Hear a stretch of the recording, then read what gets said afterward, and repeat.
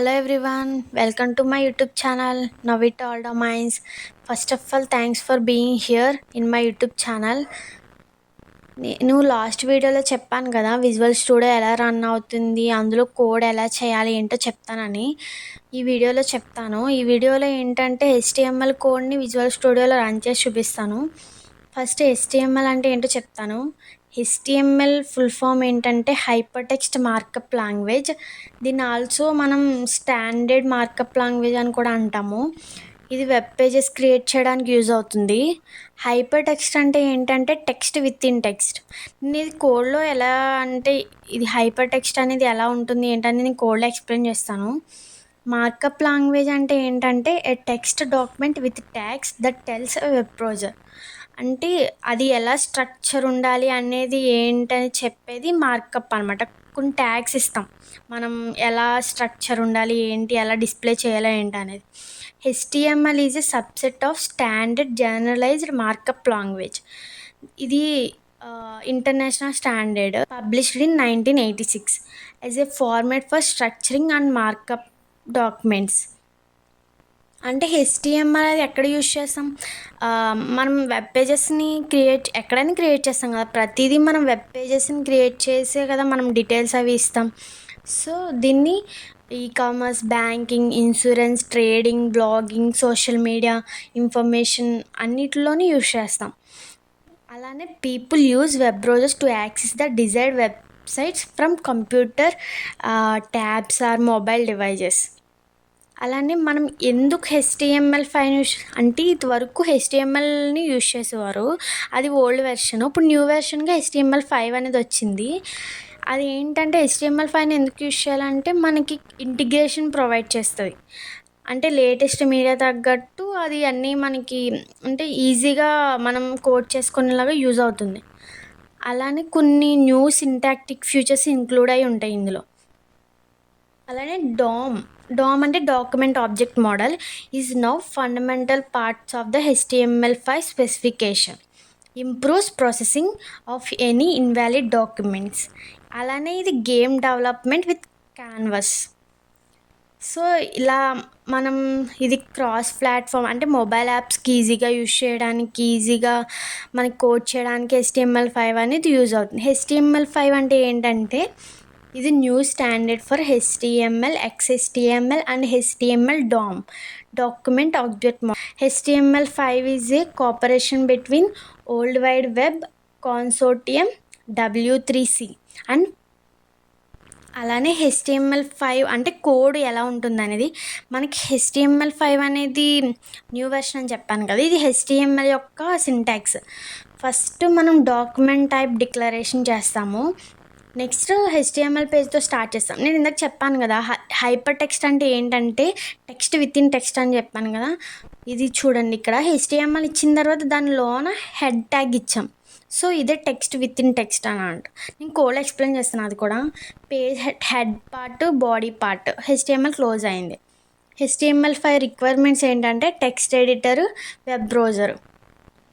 అలానే HTML యొక్క document object model HTML. నేను ఇప్పుడు అంతా HTML గురించి చెప్తున్నాను. HTML5 గురించి కోడ్ చేస్తూ చెప్తాను.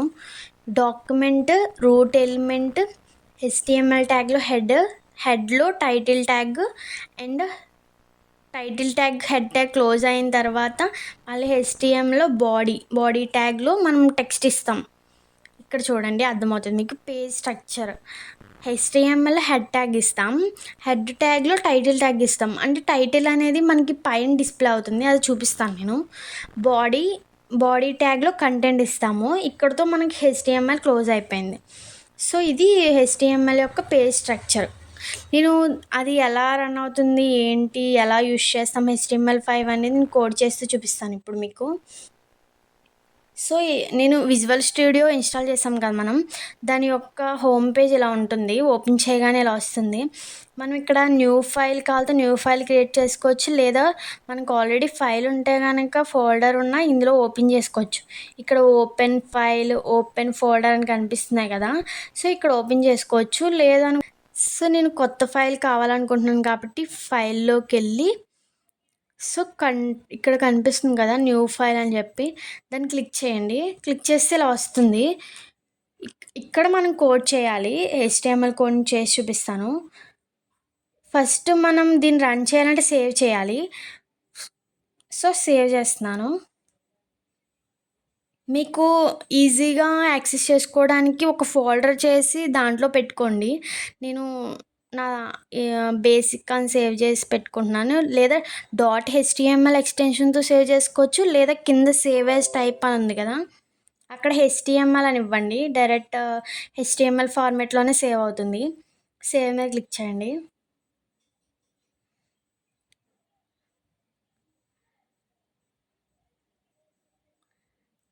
సేవ్.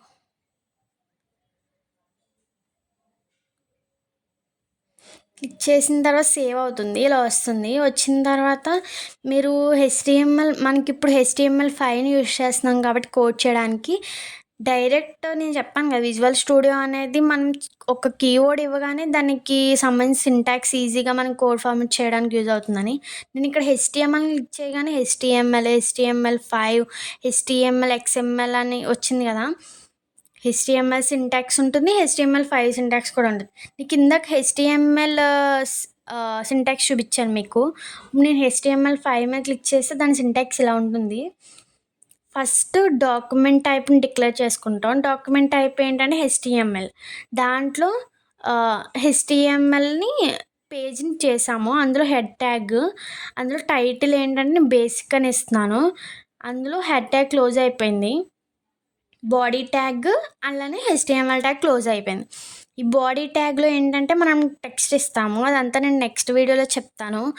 అలానే ట్యాగ్స్ గురించి వాటిల గురించి నేను నెక్స్ట్ వీడియోలో మొత్తం మీకు ఎక్స్‌ప్లెయిన్ చేస్తాను. ఫస్ట్ ఏంటంటే ఇది బేసిక్ వీడియో కాబట్టి నేను ఇక్కడ వరకు చెప్తున్నాను. ఇది రన్ చేయాలంటే గనక మీరు రన్ అనే దాంట్లోకెళ్ళి డీబగ్గింగ్ అని ఉంటుంది. సో, దాన్ని క్లిక్ చేయగానే మీకు ఇలా వస్తుంది.